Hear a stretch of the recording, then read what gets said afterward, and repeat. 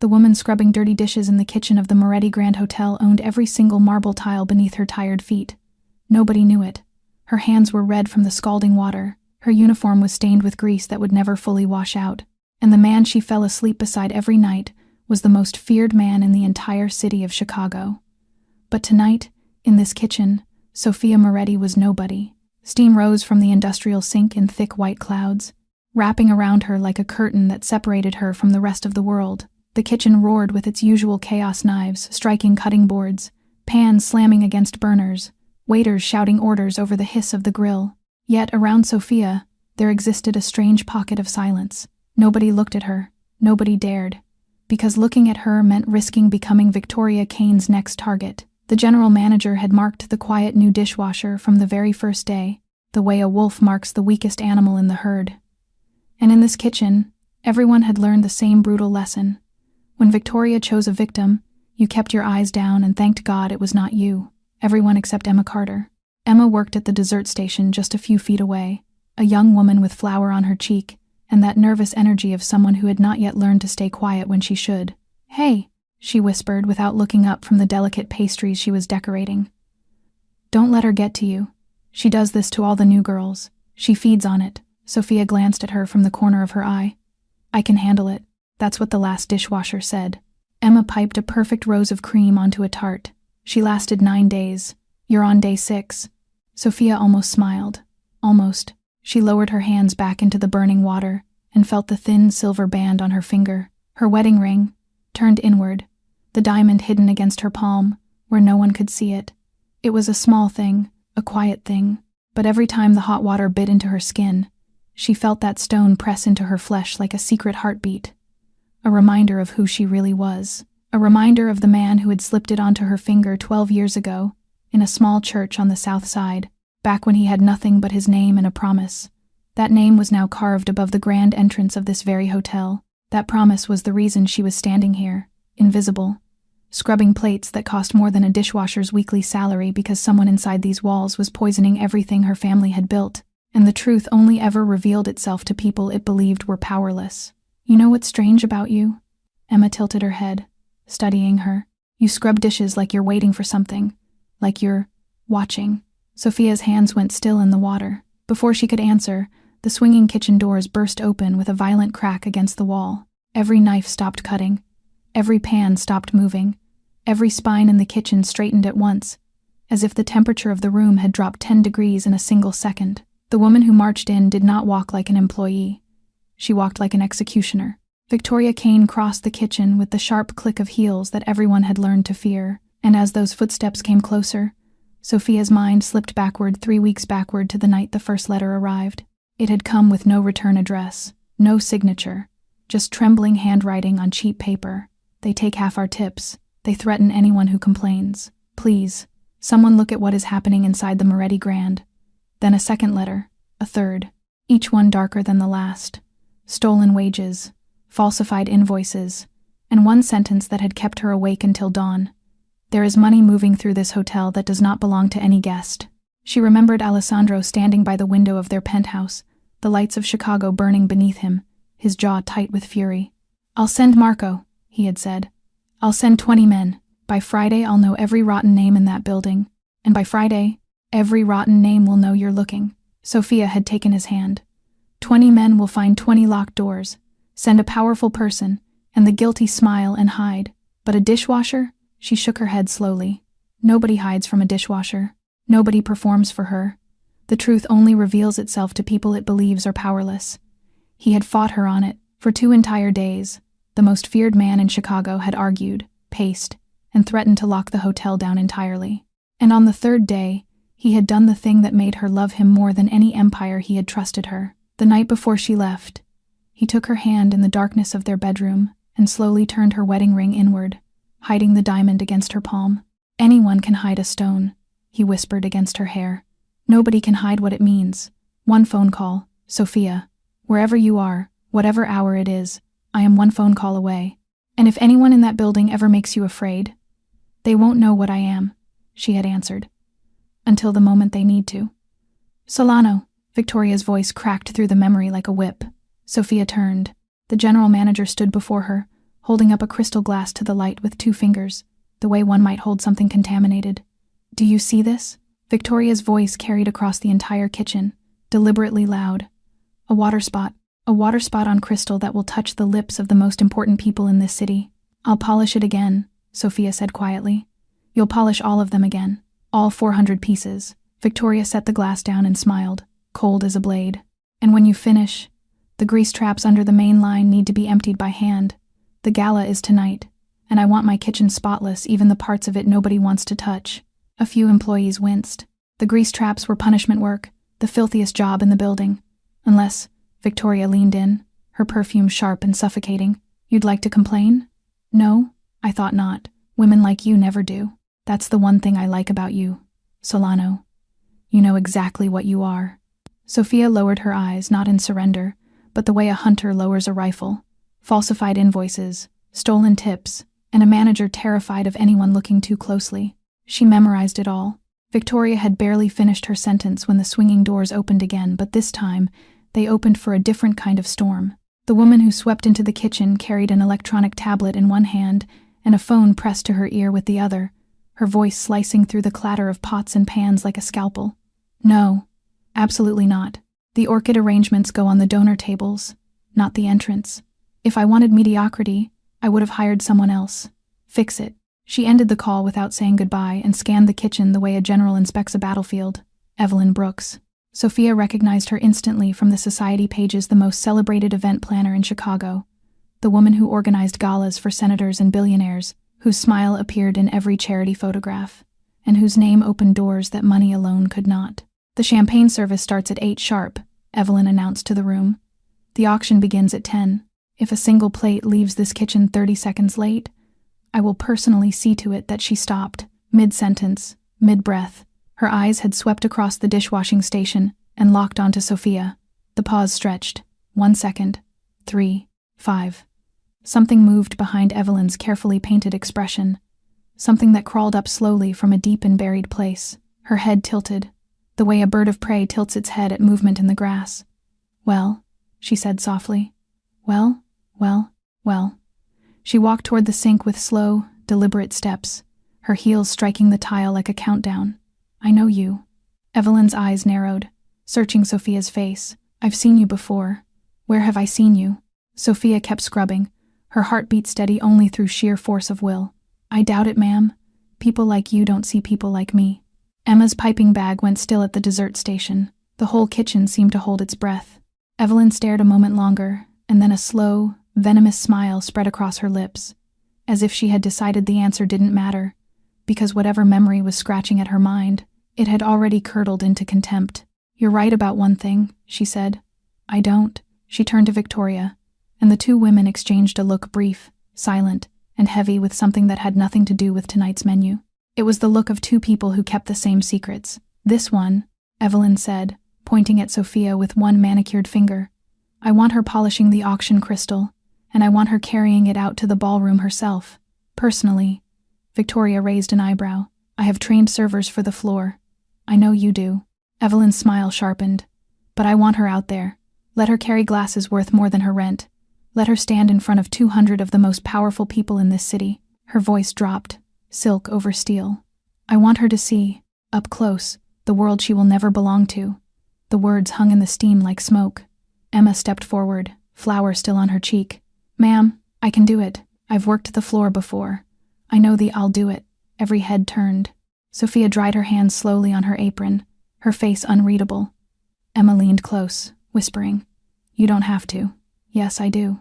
Sophia's eyes were already fixed on the ballroom doors. "I need to see this with my own eyes."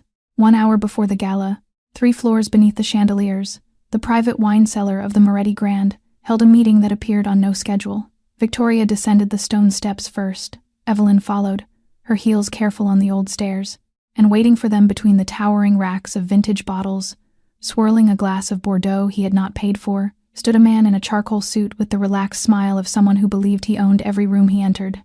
Richard Coleman. "Ladies," he raised the glass, "to the most profitable night of our lives." "Keep your voice down," Victoria snapped, glancing back up the stairs.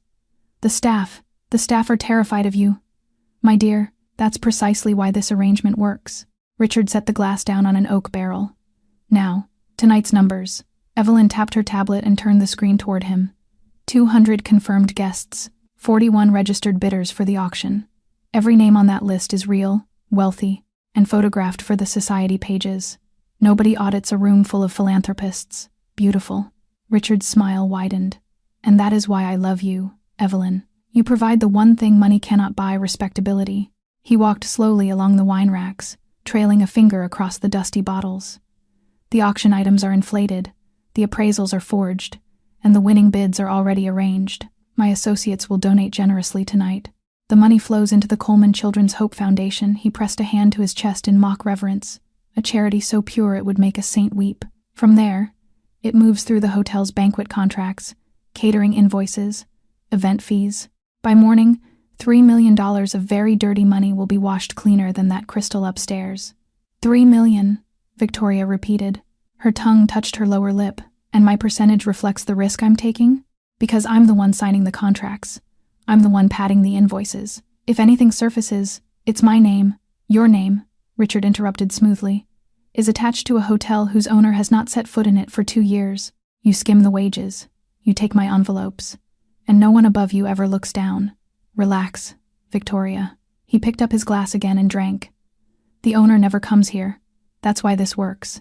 Evelyn was quiet for a moment. Her reflection fractured across a rack of dark bottles. There's a dishwasher, she said suddenly. A new one. There's something about her face I can't place. Victoria waved a dismissive hand. A temp with no references and no past. Nobody. I've already broken her in. Then put her somewhere I can watch her tonight. Evelyn's eyes glittered. I've already arranged it, actually. Call it entertainment. Richard laughed and raised his Bordeaux. To charity. To charity? The two women echoed, and the clink of their glasses rang against the stone. Above them, in the narrow service corridor that ran past the cellar stairs, Sophia stood pressed against the cold wall, a case of linen napkins in her arms, her pulse hammering in her throat. The heavy door had swallowed most of the conversation. Most, but not all. 4 words had slipped through the crack beneath it. 4 words in Richard Coleman's satisfied voice, and they were enough to confirm everything the anonymous letters had promised. 3 million. Washed cleaner. Sophia closed her eyes. Got you, she thought. At 8 o'clock sharp, the gala began, and Sophia lifted the heavy silver tray loaded with polished crystal. Straight to the ballroom, Victoria ordered from the pass, watching her with the satisfaction of a cat watching a mouse walk willingly into the open. And do try not to embarrass this hotel. Sophia pushed through the swinging doors. The transformation was instant, and it was violent. Behind her, the metallic roar of the kitchen, shouting cooks, the hiss of steam, the smell of grease and burned sugar and sweat.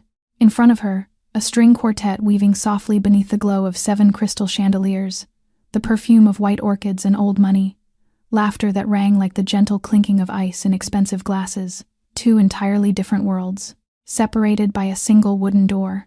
Sophia moved into the golden light, and the golden light moved through her, as if she did not exist.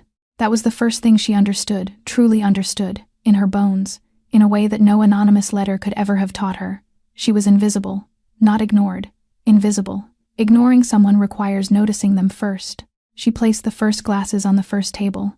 Hands heavy with diamond rings reached out and took them without pausing their conversations, without a glance, without the smallest flicker of acknowledgement that the crystal had arrived attached to a human being. She was a mechanism, a serving cart with a heartbeat.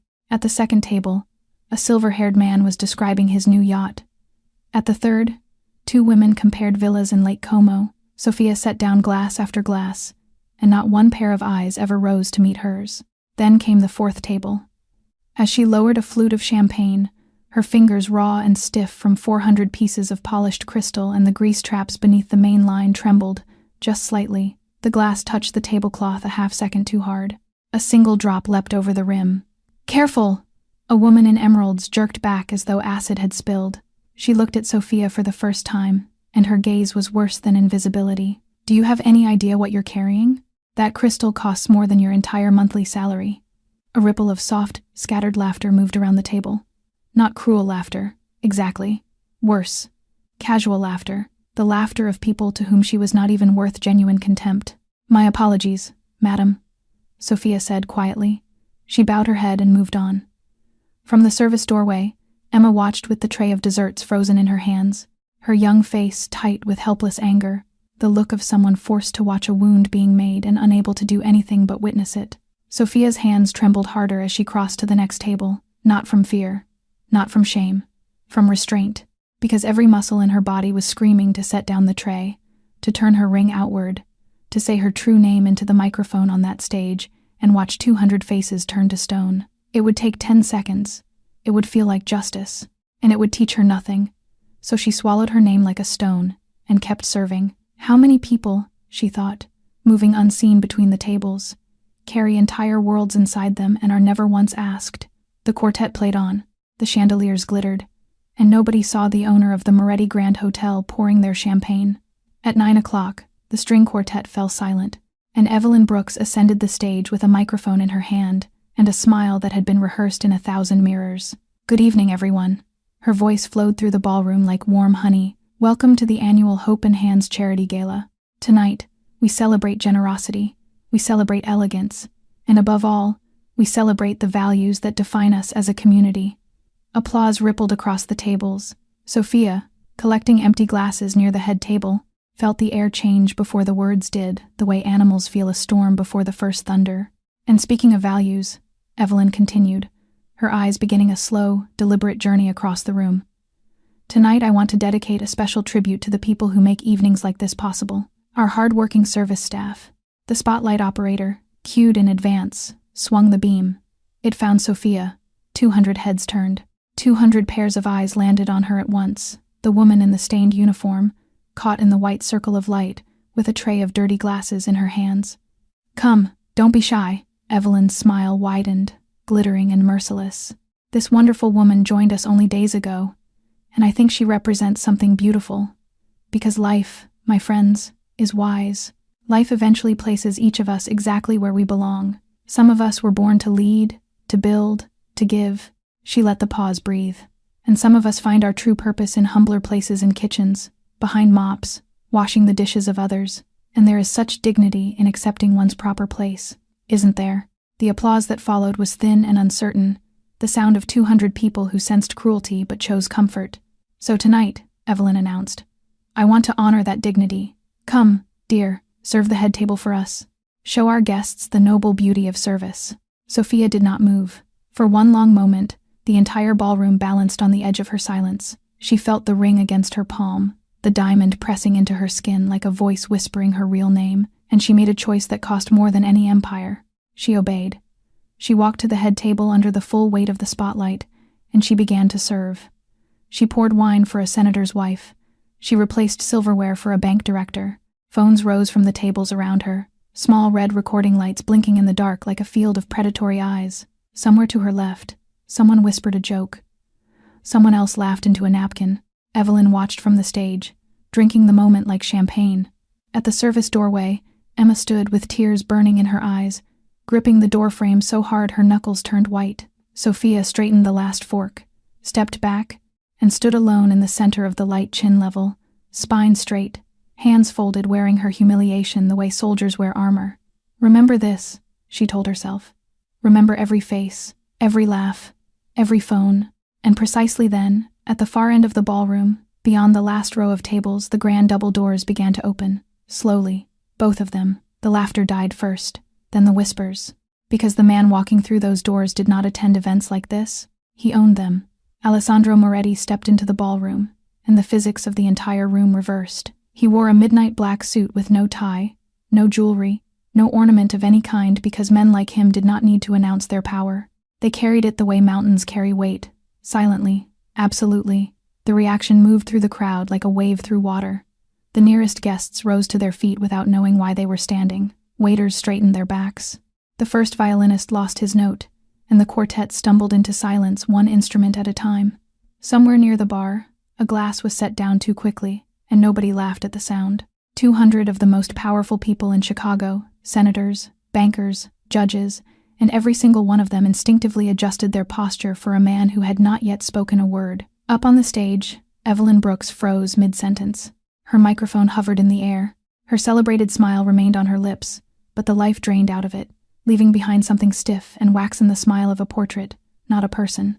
Because Evelyn had built her entire career on knowing exactly who mattered in every room, and the man now crossing her gala had never once, in 15 years, accepted an invitation to anything. At the kitchen door, Victoria Kane went pale as paper. The tray of canapés in the hands of the waiter beside her began to rattle softly. Alessandro walked forward with slow, unhurried steps, and his dark eyes swept the ballroom the way a hawk sweeps a field table by table, face by face until they stopped. On her, on the woman standing alone beneath the chandelier in a stained service uniform, holding a silver tray, husband and wife looked at each other across 200 oblivious people. They did not nod. They did not blink. They did not need to. 12 years of marriage had built a language that required no words, a grammar of glances, a vocabulary of silences, and in the space of 2 seconds, an entire conversation passed between them. Her eyes said, "I'm all right." His eyes asked, "Who?" Hers answered, "Wait, not yet." And his said something that made her breath catch, something dark and quiet and absolute. Every one of them. I saw everything, because he had been standing beyond the doors longer than anyone knew. He had heard the speech about proper places. He had watched the spotlight hunt his wife like an animal. He had seen the phones rise, the mouths laughing behind napkins, and his own wife pouring wine for people who were not worthy of washing her feet. The fury inside him was a living thing, clawing to get out. Instead, Alessandro Moretti did something far more terrifying than rage. He adjusted his cufflinks one precise turn each, and smiled politely at the room. "Please," he said, his voice calm and carrying. "Don't stop the festivities on my account." The ballroom exhaled, and then it swarmed him. Guests abandoned their tables, champagne in hand, orbiting him like planets around a dark sun. "Mr. Moretti, what an honor. We had no idea you'd attend. You must sit with us." He shook their hands with mechanical courtesy, his smile never reaching his eyes, and not one soul in that glittering room suspected the truth. The dishwasher they had laughed at and the man they were bowing to fell asleep every night in the same bed. They seated Alessandro at the finest table in the ballroom, and he ate his dinner like a machine. Knife, fork, chew, nod politely, repeat. Every bite was mechanical, tasteless, devoid of pleasure, because his mind was not at the table. His mind was moving through the room like a surveyor mapping a demolition site. The woman in emeralds, table 4. She had snapped at his wife over a drop of champagne and laughed. Noted. The gentleman at table 9. They had raised their phones to record her humiliation, red lights blinking in the dark. Noted. The general manager by the kitchen door, whose name he now knew was Victoria Kane, and whose face had turned the color of ash the moment he entered. Guilt has a complexion all its own. Noted. And the woman on the stage, Evelyn Brooks, the architect of the spotlight, the one who had spoken the words "proper place" into a microphone while looking at his wife. Especially noted. A younger Alessandro would have already turned this ballroom upside down. The Alessandro of 20 years ago, the boy from the South Side with scarred knuckles and his father's name to defend, would have flipped the head table and let 200 guests learn exactly whose marble they were standing on. But the streets of Chicago had taught him a harder lesson, and they had carved it into him one battle at a time. Rage is loud, and loud is weak. The deadliest weapon a man can carry is patience. So he smiled. He toasted a judge. He complimented the wine, and he waited. At 9:40, he rose, murmured something about a phone call, and slipped out through a side exit. 30 seconds later, in the dim service corridor between the ballroom and the kitchen, a hand caught Sophia's wrist as she passed with her empty tray, and she was already turning, already knowing his touch before her eyes found him in the shadows. For one heartbeat, neither of them was powerful. They were just two people holding on to each other in a hallway. "Tell me," he whispered. The wine cellar, an hour before the gala, she breathed against his ear. "Victoria, Evelyn, and a man named Richard Coleman. He's laundering money through the banquet contracts and a fake children's charity. Tonight's auction is the operation. $3 million. Alessandro's jaw turned to stone. "Then it ends now. I'll bury all 3 of them before dessert." "No." Her hand pressed flat against his chest, over his heart. "Not yet. Sophia, they put you under a spotlight." Like his voice fractured, the first crack in the granite all evening. "I stood at those doors and watched. And if you strike now, we have whispers in a wine cellar. Let the auction happen. Let the money move. Let them sign their names." Her eyes were steady, burning. "Let them finish building their own gallows." A long silence. Then, slowly, his rage folded itself around her logic the way it always did, the way it had for 12 years. Because he had married the only person in the world whose mind he trusted more than his own. He noticed it then. A single tear escaped, and drying on her cheek, the one she had not permitted herself in the spotlight. He wiped it away with his thumb, gently, as if handling something holy. 1 hour, he said. Then Alessandro Moretti straightened his jacket, rebuilt his polite smile piece by piece, and walked back into the light. Back in the kitchen, the storm paused, and in the eye of it, there was a plate of food. Sophia noticed it the moment she set down her tray. A staff meal, untouched, still warm, sliding quietly across the steel counter toward her. Roasted chicken, potatoes, a piece of bread. Behind it, Emma, pretending very hard to be busy with a rack of dessert spoons. "That's yours," Sophia said. "I'm not hungry." Emma's stomach growled loudly, treacherously, in the exact middle of the sentence. She flushed to her ears. "Okay, I'm a little hungry, but you've been on your feet longer than me. Since 5 this morning, I counted." Sophia stared at the plate. Something moved behind her ribs that no ballroom full of diamonds had managed to touch all evening. "Split it," she said, "or I don't eat at all." They ate standing up, side by side at the steel counter, the way soldiers eat between battles, and in that small stolen piece, Emma began to talk quietly, the words slipping out of her like water through a cracked dam, as if she had been holding them for months with no one safe to pour them into. "My mom's in St. Anthony's, 3rd floor. Emma pushed a potato across the plate, her heart. "The surgery worked, but the bills." She laughed, and the laugh had no joy in it. "You know what's funny? I did the math once. If I saved every dollar of my tips for 6 years, I could pay it off. If," Sophia said softly, "if." Emma's jaw tightened. "Victoria takes half. Pooling policy, she calls it, except the pool only ever flows in one direction. Marcus at the grill complained once. He was gone by Friday. She told the agency he stole." Her voice dropped to a whisper. "He has 3 kids." Sophia set down her fork. "Why are you telling me this?" "Because you look at people like you're actually listening." Emma shrugged, suddenly shy. "Nobody here does that anymore. It's safer not to." "Then answer me one thing." Sophia turned to face her fully. "You've whispered warnings to me since my first day. You offered to take my place in that ballroom. Tonight you gave a stranger your only meal. Victoria punishes people for less than that. Why risk it for someone you don't even know?" Emma was quiet for a moment. When she answered, she wasn't looking at Sophia. She was looking somewhere much further away. "My mother washed dishes for 20 years. Different hotel, same kitchen, same burns on her hands." She rubbed her thumb across her own palm, unconsciously, and in 20 years, nobody ever helped her. Not once. "I used to watch her come home and soak her hands in cold water, and I promised myself." She stopped, shrugged again. "You remind me of her. That's all." The kitchen roared on, around them pans, steam, shouted orders, but at the steel counter, the silence was its own kind of cathedral. Sophia turned away, just slightly, and in the shadow between her body and the wall, she rotated her ring outward one private moment and looked down at the diamond her husband had placed there 12 years ago, a stone worth more than every debt in St. Anthony's Hospital. "Remember this too," she thought, "not just the cruelty. Remember who shared their bread." Then she turned the stone back into her palm and hid it. While the ballroom drank and laughed, the owner of the Moretti Grand moved through his own hotel, like a ghost. He knew corridors these people had never seen. He knew the service stairwell behind the coat check, the maintenance passage that ran beneath the mezzanine, the unmarked gray door on the 3rd floor that opened only to a code his father had chosen 30 years ago.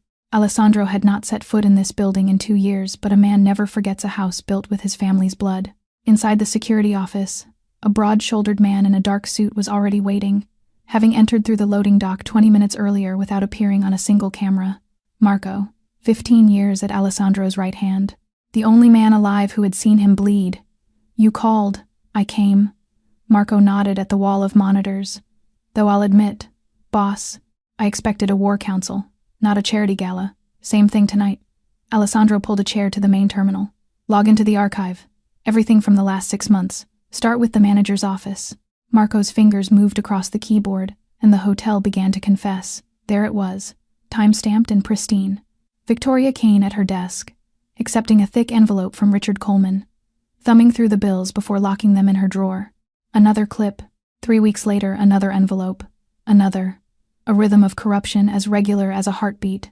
"She counts it every time," Marco muttered. "Doesn't even trust the man she's stealing with. pull the banquet contracts, cross-reference the invoices. The numbers scrolled, and the scheme unfolded in columns of quiet poison. Catering orders for events that never happened. Florist invoices tripled, auction appraisals inflated by 600%, all flowing through an account labeled Coleman Children's Hope Foundation. Then Marco found the audio. "Boss, the cameras in the kitchen and cellar corridor, they're a newer system. Kane had them installed herself last year. Paperwork says, staff theft prevention." A thin, humorless smile. She bought the model that records sound. Alessandro leaned back slowly. Of all the weapons in this building, the traitor had built the sharpest one herself and pointed it at her own people, never dreaming it faced both directions. "Play tonight." The cellar. 1 hour before the gala, Richard Coleman's voice filled the small room, smooth and satisfied. By morning, $3 million of very dirty money will be washed cleaner than that crystal upstairs. Then Victoria's greed, then Evelyn's silk. "I want her somewhere I can watch her tonight. Call it entertainment." Marco watched his boss's hands. In 15 years, he had learned to read them the way sailors read the sky. They were perfectly still. That was the most dangerous weather of all. $3 million, Alessandro said quietly, laundered through my father's name. He rose and walked to the window overlooking the glittering ballroom below. His father had laid the cornerstone of this hotel with hands still scarred from the docks. He could hear the old man's voice now, rough as gravel and twice as unmovable. "Our name exists to protect people, Alessandro. It is never for sale. Not for 3 million, not for 30. Orders, boss? Freeze nothing. Touch no one. Copy everything to my private server and keep watching." Alessandro's eyes stayed on the golden light below, searching it until he found a small figure in a stained uniform crossing toward the kitchen. "And Marco, put 2 of our best near my wife, close enough to reach her in 10 seconds, far enough that no one ever sees them." Marco frowned. "You expecting trouble?" "I'm expecting rats." Alessandro turned from the window, and something old and cold moved behind his eyes, and rats bite hardest when the ship starts sinking. At 10 o'clock precisely, the lights dimmed, and Evelyn Brooks returned to the stage to begin the crime. "Ladies and gentlemen, the moment you've all been waiting for. Our charity auction," applause thundered. The auction items paraded across the stage one by one, each with its inflated appraisal, each bit a brick in Richard Coleman's invisible laundry. From his table near the back, Richard watched the numbers climb with the serene face of a man watching his garden grow. A vintage Bordeaux collection, 90,000. A week on a private island, 210,000. His associates raised their paddles on cue, and Dirty Money marched across the stage dressed in a tuxedo, and 200 respectable witnesses applauded it. "And now," Evelyn announced, her voice dropping into reverence, "our final item, the jewel of the evening." 2 attendants carried out a large canvas draped in velvet. Evelyn took hold of the cloth and paused, theatrical as an executioner. She pulled. The painting beneath showed a woman kneeling at the edge of a gray river, washing clothes against the stones, her back bent, her sleeves rolled, her raw hands caught mid-motion in the cold water. The brushwork was beautiful. The woman's face was turned away, as if even in art, no one had thought to ask her name. "Hands that hold the world," Evelyn breathed into the microphone. "Ladies and gentlemen, look at her. Look at those hands. This masterpiece celebrates the quiet nobility of manual labor, the dignity of those humble souls who scrub and carry and serve, so that the world may shine." She pressed a hand to her heart. Tonight, every dollar honors that sacrifice. Sophia stood in the service doorway, a tray of coffee cups balanced on her palm, listening to a woman who had put her under a spotlight for sport lecture 200 millionaires about the dignity of labor. The hypocrisy was so precise, so surgically perfect, it felt almost artistic. Her hands did not tremble this time. She simply watched, and at the edge of the stage light, her eyes found her husband's across the room. "Now?" his glance asked. The bidding erupted. 100,000, 150, 200, paddles flashed. Richard's men pushed the number higher, and Evelyn conducted the greed like a maestro. 260, do I hear 280? "This is for charity, my friends, 300, called a silver-haired banker. 300,000, going once, going twice, I bid double the highest offer. The voice was not loud. It did not need to be. It fell across the ballroom like a blade falling, and every other sound simply died beneath it. Alessandro Moretti was standing. $600,000, Evelyn stammered. Sold, of course, to our most distinguished guest. But he was already moving. He crossed the floor with unhurried steps, mounted the stage, and lifted the painting from its easel with his own hands. Then he turned to face the room. and the microphone might as well not have existed, because 200 people were holding their breath. "I want to dedicate this purchase," Alessandro said quietly, "to someone special. Someone who knows exactly what these hands endure: the cold water, the long hours, the eyes that look through you." He paused, and his gaze passed slowly, deliberately, across the crowd. "Someone who is inside this building tonight, closer than any of you could possibly imagine. Silence, total, crystalline." Evelyn's face drained of blood so completely her rouge stood out like wounds. And at the back of the room, Richard Coleman slowly lowered his champagne glass, his smile dying by degrees, the smile of a man who has just heard, somewhere beneath his feet, the first soft crack of ice. Richard Coleman was inside the coat check within 90 seconds. Phone pressed to his ear, dialing with a thumb that would not stay steady. Pick up. You," the line connected. "Danny, it's me. I need everything on the Moretti Grand's ownership structure. Now. Tonight. I don't care what it costs." "Richard, it's 10:30 at night now." He hung up and dialed again his contact who ran background checks. "The dishwasher. The temp with the blank file, Solano. I sent you her photo an hour ago. Tell me you have something. Working on it. Give me 20 minutes. Richard lowered the phone and stared at his own reflection in the coat check mirror. "Closer than any of you could possibly imagine." The sentence circled his skull like a shark. It could mean nothing. Rich men made theatrical speeches all the time. It could mean absolutely nothing. The phone buzzed. A text from Danny at the corporate registry. "Ownership consolidated 26 months ago. All shell layers dissolved. Sole owner, A. Moretti. He's not just a guest, Richard. It's his hotel." The floor tilted. Before Richard could breathe, the second text arrived. From the background check. "No records anywhere on Sophia Solano because she doesn't exist. But cross-match the photo. You need to see this. She matches the wife. Richard, she matches Moretti's wife." The phone nearly slipped from his hand. The dishwasher. The dishwasher Evelyn had paraded under a spotlight. The dishwasher Victoria had sent crawling into grease traps. The woman 200 guests had laughed at on camera was the wife of the most dangerous man in Chicago, and they had performed the entire $3 million operation in front of her. In the kitchen, Victoria Kane was coming apart in a different way loudly. She had made her own calls. The temp agency had confirmed what her instincts already screamed. The paperwork was blank because someone powerful wanted it blank. She stormed through the swinging doors and found Sophia calmly stacking clean plates. "You!" Victoria's finger trembled as she pointed. "Who are you? Who sent you into my hotel?" The kitchen froze. Emma's piping bag stopped mid-rose. "Your hotel?" Sophia said quietly. "Blank forms. No references. No address. No past." Victoria was screaming now, past all control, her composure shedding off her like broken glass. "You're a spy, a plant, somebody's little informant, and I promise you, whoever you are, I will destroy you. I know people in this city. I will bury you so deep that no one will ever find the pieces of your pathetic little life."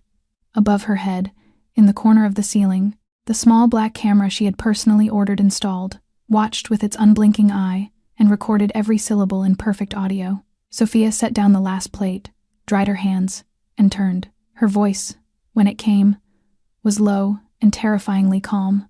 "Are you worried about who sent me, Victoria?" A pause. "Or are you terrified of what I've already seen?" Victoria's mouth opened.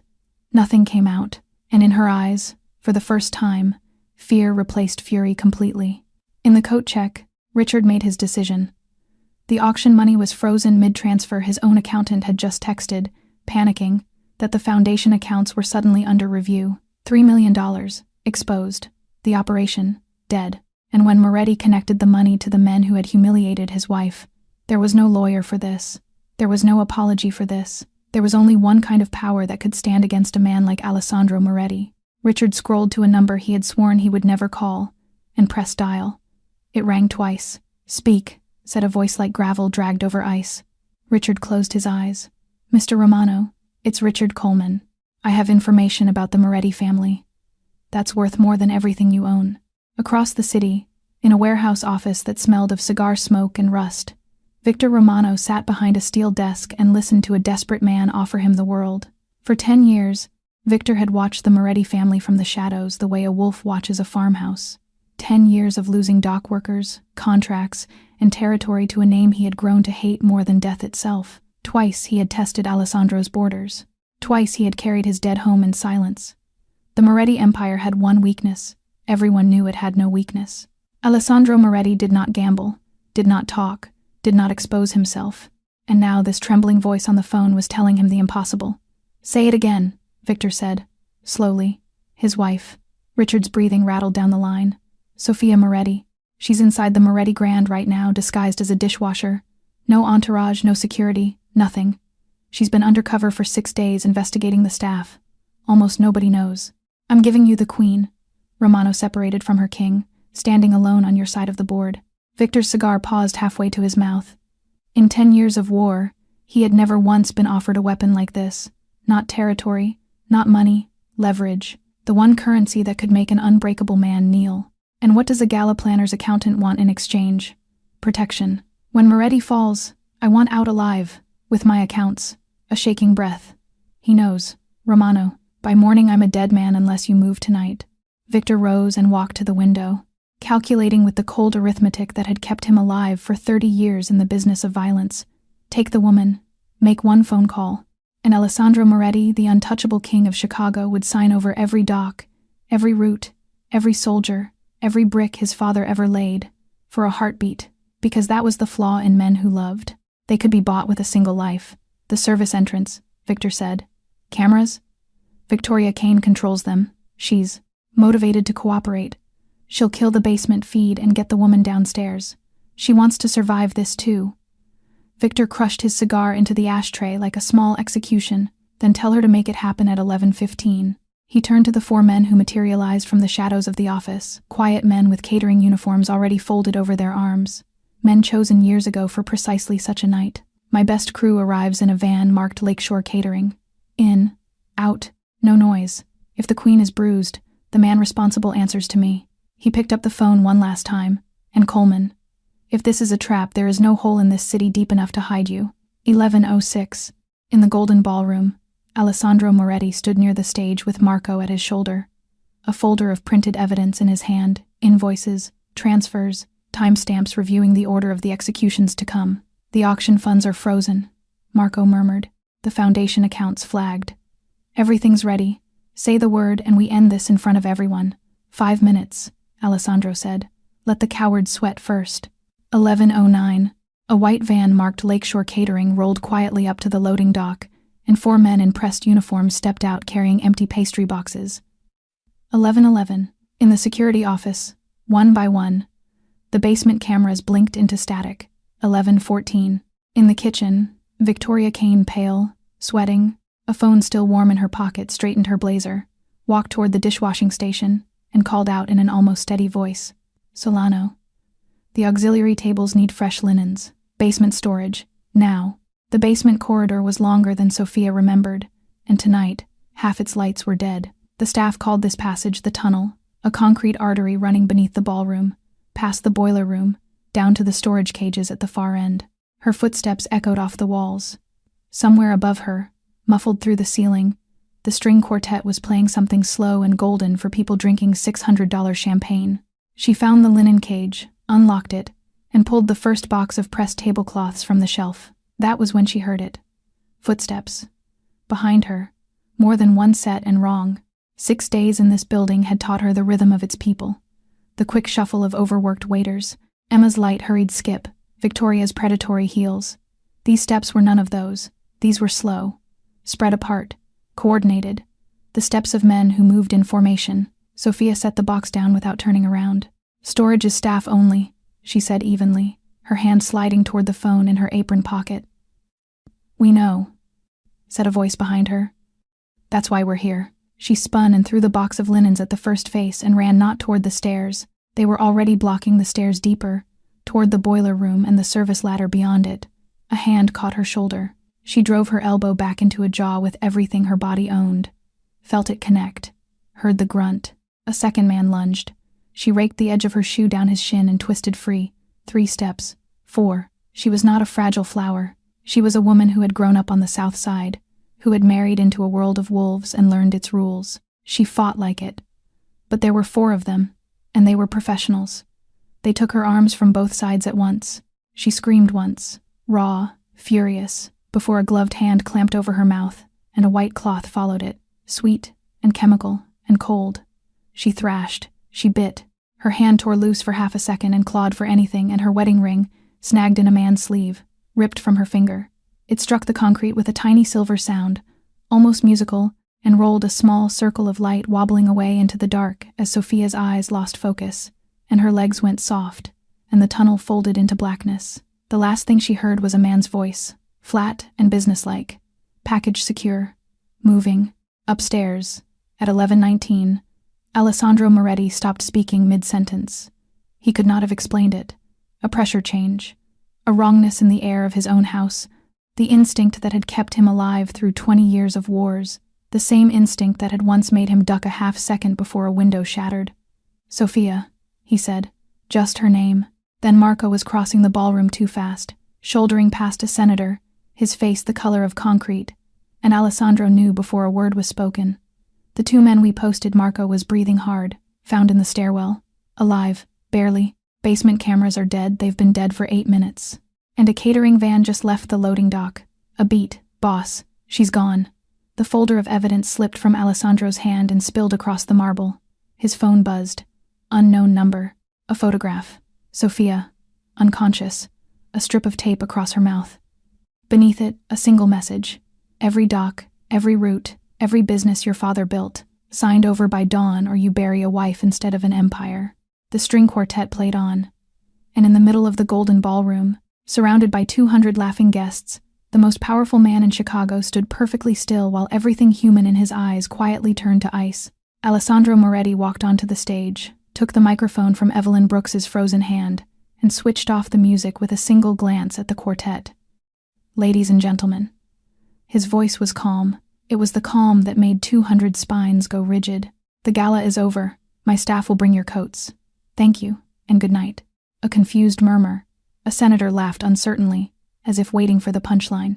Then the ballroom doors opened, and men in dark suits entered, not waiters, not security guards from any agency with a website, and stood along the walls with folded hands, and nobody laughed anymore. The wealthiest room in Chicago emptied itself in 11 minutes, quietly, the way people leave when some ancient instinct tells them the building they are standing in has just become a territory. The businessman had evaporated.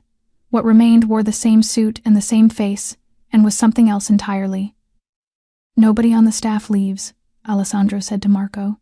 And bring me those 3. They were brought to the empty ballroom under the dead chandeliers.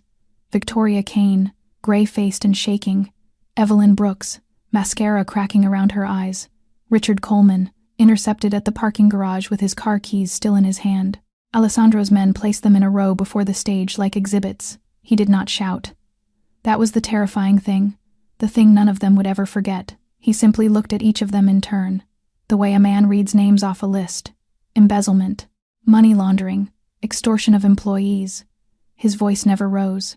And 1 hour ago, a phone call to Victor Romano that put my wife in the back of a van. Richard's legs gave out. A chair was pushed under him. Mr. Moretti, it wasn't supposed to. You will pay before the law. All 3 of you. Every camera, every ledger, every recorded word. The prosecutors will receive a gift they will write books about. Alessandro leaned closer, and his voice dropped to something soft as falling snow. But first, I must bring my wife home. Pray, sincerely, that I find her unharmed, because the law is the best thing that can happen to you tonight. He turned away from their weeping. In the basement tunnel, he walked the concrete alone, following the scuff marks, the overturned linen box, the story of her fight written on the floor. She fought, 4 against 1. My girl fought until his shoe stopped beside a small circle of silver. Her ring. He picked it up. The metal was cold. He closed it inside his fist until the diamond bit into his palm, and stood in the dark for exactly 10 seconds, the only mourning he would permit himself tonight. Then, Marco, wake up the whole city. The War Council formed in the security office within the hour. Every loyal man the Moretti name commanded was pulled from beds, bars, and night shifts. Alessandro did not answer Victor's ultimatum. He answered with silence, and with the machine his father had built, turning its full attention to a single question. The answers came fast. From everywhere, traffic cameras. The white lakeshore catering van, running south along the river. A dock worker on the Moretti payroll. Romano's crews had cleared out of their usual warehouse 2 days ago. A cell tower ping from Richard's burner records, repeated calls to a dead zone on the industrial waterfront. Marco pinned the map. 3 data points, 1 intersection. The old Callaway cannery, he said. Abandoned 6 years. Pier 41. Alessandro slid Sophia's ring onto his own little finger, where it stopped at the second knuckle, a small silver vow against his skin. Get the cars, he said. All of them. Pier 41 lay wrapped in fog, and the old Callaway cannery rose out of it like the skeleton of a drowned ship. 3 a.m. The Moretti convoy rolled the last half-mile dark headlights off, engines whispering, and stopped in the shadow of a rusted crane. 20 men checked their weapons in silence. Marco caught Alessandro's arm at the door of the lead car. Boss, wait for us to clear the perimeter. You go in the second wave. You're worth more than what? Alessandro chambered around without looking at him. A man doesn't send others to bring back his own heart. Marco held his eyes for a moment.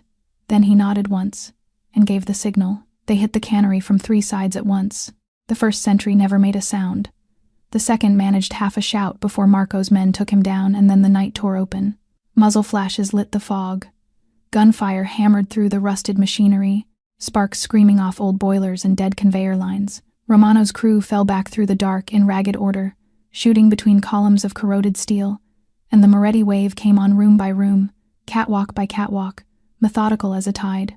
Short bursts, shouted names, silence, then thunder again. Deep inside, in a concrete office that smelled of salt and rot, Sophia Moretti heard the war begin and smiled through the blood on her lip. He came. Of course he came. She had been awake for an hour, wrists lashed to a steel chair, working the rope against a burr in the metal frame. Back and forth, back and forth. Her skin had shredded first. She kept sawing anyway, fibers parting one strand at a time, her hands slick and raw. Her guard, a thick-necked man with a radio-spitting panic, pressed himself to the doorframe, weapon up, watching the corridor. The gunfire was closer now. 2 rooms away. 1. Fall back! The radio shrieked. They're inside. Fall back. The guard cursed and turned to grab her, to use her, to drag her in front of him like a shield, and Sophia kicked her bound legs sideways with everything she had left, driving the chair into his shins. He stumbled, crashed over her, hit the floor, tangled in the toppling chair. 3 seconds. 4 scrambling up, furious, his pistol swinging toward her face. The doorway exploded inward. He never finished turning. Marco's shot took him off his feet, and he did not get up again. Alessandro moved through the dying battle like a force of nature that had learned to use doors. He was first through every one of them. First into the boiler hall, where 2 of Romano's men threw down their guns and lived. First up the catwalk stairs. First through the smoke, Marco half a step behind him, cursing him and covering him in equal measure, while behind them, floor by floor, the Moretti force swallowed the cannery whole. Romano's crew, the crews of a man who paid for fear, broke and scattered and surrendered in the fog. His empire was dying around him in 20 minutes. Alessandro barely noticed. He was following one thing only the corridor Marco's breacher had marked, the concrete hallway with the steel door at its end, the door behind which his men swore the signal of 2 heartbeats waited. He rounded the final corner. 20 feet, a straight hallway, the steel door, ajar, lamplight bleeding through the gap and beyond it, visible through the crack, a woman tied to a chair, bloodied, alive. Sophia! Her head snapped up, and from the darkness behind her, pressed against her temple, rose the barrel of a gun, and a voice like gravel dragged over ice. Close enough, Moretti. Victor Romano stepped out of the shadows behind Sophia's chair, and 2 of his last men rose from cover on either side of the room, rifles leveled at the doorway. The great Alessandro Moretti. Victor's voice scraped like rust. 10 years I've waited to see you stand somewhere you don't own. Let her go. Alessandro's gun stayed level. This is between kings. Kings. Victor almost smiled. Then let's speak like kings. One last offer, Moretti. The papers are on that table. Every doc, every route, your father's whole kingdom signed over. Do that, and you both walk out. The barrel pressed harder against Sophia's temple. Refuse, and you'll spend the rest of your life listening to this moment. Sophia's eyes found her husband's across the room. Her lip was split, her wrists were torn and bleeding, and she shook her head, slowly, fiercely. Don't you dare. You misunderstand something, Romano. Alessandro took one slow step forward. You think you're holding my weakness. Another step. You're holding the reason I've never lost. Victor's eyes flickered, one heartbeat of doubt, and in that heartbeat Marco's team hit the room's rear window with a flash of light and thunder. Fire! Victor roared. The room came apart. The rifles swung toward the door, and Alessandro was already moving, not away from the guns, into them, across the open floor, because every line of fire pointed at the chair, at her, at everything. The first bullet punched into his shoulder and spun him half around. The second tore across his abdomen like a line of fire. He kept coming. He caught the chair and took Sophia to the floor beneath him. His body wrapped over hers, a wall of flesh and bone between his wife and the war. Behind him, Marco's men swept the room. The 2 riflemen went down shooting and did not rise. And then it was only Victor scrambling for the table, for the papers, for the pistol he dropped. Alessandro rose off the floor with blood spreading black across his white shirt and crossed the room like judgment. He caught Victor's wrist before the pistol lifted, broke his grip. The 2 kings crashed into the steel table and went down, and there was no elegance left in it, only the raw, terrible arithmetic of a man with 2 bullets in him and something far stronger than blood keeping him upright. Victor swung. Alessandro absorbed it and answered, once, twice. The third blow laid Victor Romano flat against the concrete, wheezing, finished. Alessandro knelt over him, fist raised, bleeding onto his enemy's face, and Sophia's voice reached him through the ringing dark. Alessandro. Just his name. It was enough. His fist trembled in the air. Then slowly, it lowered. No, he rasped, hauling Victor up by the collar. Prison is longer than a bullet, and my wife deserves to see justice, not vengeance. Marco's men took Romano, bound him, and dragged him out to wait for the police and the file that would end him. Kidnapping, murder for hire, laundering every sin documented, wrapped, and tied with a bow. Alessandro cut Sophia's ropes with shaking hands. She came off the chair and into him, careless of his wounds until he hissed, then careful, holding his face, saying his name over and over like a prayer against the sirens rising in the distance. You're shot, she whispered. Twice. You idiot. You beautiful idiot. Inventory later. He fumbled at his little finger and drew off the small circle of silver. First, this belongs to someone. His hands were unsteady, slick, ruined. He slid the ring home onto her finger anyway, diamond facing outward, facing the world. Never again, he said. The stone stays where everyone can see it. Dawn came up gray and gold over Pier 41, and Victor Romano left it in handcuffs. The police arrived to find the war already over and the paperwork already done. Victor and the survivors of his crew were delivered standing in a neat row, and beside them, on the hood of a squad car, sat a sealed evidence file thick as a Bible. The ultimatum message, the burner phone records, the van, the ransom photograph. 10 years of laundering routes traced in Marco's meticulous hand. Kidnapping, murder for hire, money laundering. A federal prosecutor would later call it the most complete case ever handed to him by a private citizen. You could have put me in the water, Victor muttered as the officers took him. Your father would have. Alessandro stood by the ambulance, his shoulder packed and strapped, refusing the stretcher for the 3rd time. My father built docks, he said. I'm building something else. He watched the cars pull away until their lights dissolved into the morning fog. Then he took his wife's hand, and they went home to the hotel. The arrests at the Moretti Grand happened in daylight, in front of everyone, exactly as Sophia wanted it. No basements, no shadows. The law, arriving through the front doors at 9 a.m, warrants in hand, while the entire staff watched from the lobby balconies. Richard Coleman went first, money laundering, fraud, conspiracy, and a kidnapping. He did not speak. He had not spoken since the cannery fell. Men like Richard only have words when there is still a deal to be made, and there were no deals left anywhere in the world for him. Evelyn Brooks broke in the middle of the lobby. When the handcuffs touched her wrists, the celebrated smile finally shattered, and what spilled out from behind it was ugly and old and human. Do you know what I gave up? She screamed, not at the officers, at Sophia, standing quietly by the front desk in a clean uniform she had chosen to wear one last time. 15 years ago, I sat across from him at a foundation dinner. I did everything right. I was perfect, and he looked through me like a window. And then he married you, a nobody from the South Side. You stole the life that was supposed to be mine. The lobby went silent. 200 employees held their breath. Sophia crossed the marble floor slowly and stopped in front of the woman who had put her under a spotlight.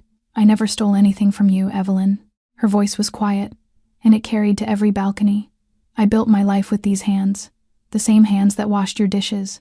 The same hands that carried your crystal. She held them up, still scabbed at the wrists, still raw from rope and dish soap. You spent 15 years hating a woman you invented. I release you from it. Carry the rest yourself. Evelyn's face crumpled. They led her out weeping, not for what she'd done, Sophia thought, but for the 15 wasted years. Victoria Kane came last. Embezzlement, extortion, accessory to kidnapping read aloud, charge by charge. As she was walked the full length of the lobby, she had ruled through fear, past the front desk clerks whose tips she had stolen, past the waiters she had threatened, past Emma, standing at the kitchen door with flour still on her apron. For 6 days, no one in this building had dared to meet Victoria's eyes. Now, no one looked away. Not one person spoke, not one person jeered. They simply watched her. Steadily, silently, every face she had made, small now standing at full height, and that silence was the heaviest sentence passed all morning. The doors closed behind her, and somewhere above the lobby, sunlight came through the high windows and lay down across the marble like something beginning. That afternoon, every employee of the Moretti Grand Hotel gathered in the great lobby, cooks and clerks, housekeepers and valets, 200 people standing beneath the chandeliers, whispering the same question. The whispers died when the elevator doors opened. Alessandro Moretti walked out with his arm in a sling, having refused a wheelchair for the 4th time that day, and beside him, her hand in his, walked the dishwasher. Except she was not wearing the stained uniform now. She wore a simple gray dress, and on her finger, catching the light of every chandelier at once, sat a diamond turned proudly outward. "Some of you know me," Alessandro said, his voice filling the marble hall. "Most of you know my name. It is carved above the doors you walk through every morning. But none of you truly know the woman beside me. You have seen her scrub your dishes. You have seen her carry your trays. You have seen her humiliated under a spotlight while people laughed." He paused.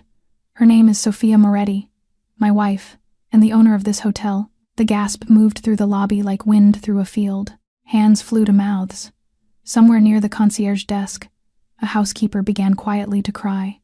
"She chose to become invisible," Alessandro continued, "because it is the only way to see people as they truly are, and she saw everything. The cruelty of those who ruled you through fear, and the courage of those who stayed kind anyway." Sophia stepped forward. "Everything changes today," she said. "Every dollar of stolen wages will be repaid with interest. The management that ruled through fear is gone. The new one will answer to you as much as you answer to it. And starting this month, this hotel establishes the Helping Hands Fund for every employee family facing what too many of you have faced alone." She scanned the crowd until she found a small figure frozen by the kitchen door, flour still on her apron. "Emma Carter. Come here." Emma crossed the lobby on unsteady legs. "Your mother's hospital debts were paid in full this morning," Sophia said gently. "All of them. And this hotel needs a director of staff training, someone who understands that kindness is not weakness. The position is yours." Emma's face broke. I only gave you a plate of food. You gave me proof," Sophia said, taking her hands, "that this place was worth saving." And the lobby erupted, applause and tears and laughter all at once. 200 people who had felt invisible for years suddenly seen, while a wounded man and a woman with dish-worn hands stood together in the center of it all, holding on to the only empire that had ever mattered. And so, dear friends, our story comes to a close, but its lesson stays with us. True power was never measured in territory, money, or fear. It is measured in what we protect and how we treat the people who serve us. The hands that wash our dishes, clean our rooms, and carry our burdens are the very hands that hold this world together. Kindness given quietly in the dark like one shared plate of food always finds its way back into the light. And dignity is never something others can take from you. It is something you carry, even at the bottom of a sink full of dirty dishes. Now we want to hear from your heart. How did this story make you feel? Have you ever been judged by your uniform instead of your soul, like Sophia? Has one small act of kindness ever changed your life, like Emma's plate of food? Share your thoughts and your own stories in the comments below. We read every single one, and your words truly touch us. If this story moved you, please subscribe to our channel, hit the like button, and share this video with someone who needs to hear it today. New heartfelt stories await you every single day. Thank you for listening until the very end. We wish you and your loved ones good health, a joyful life, and peace in your heart each and every day. Goodbye for now, and we will see you in the next story.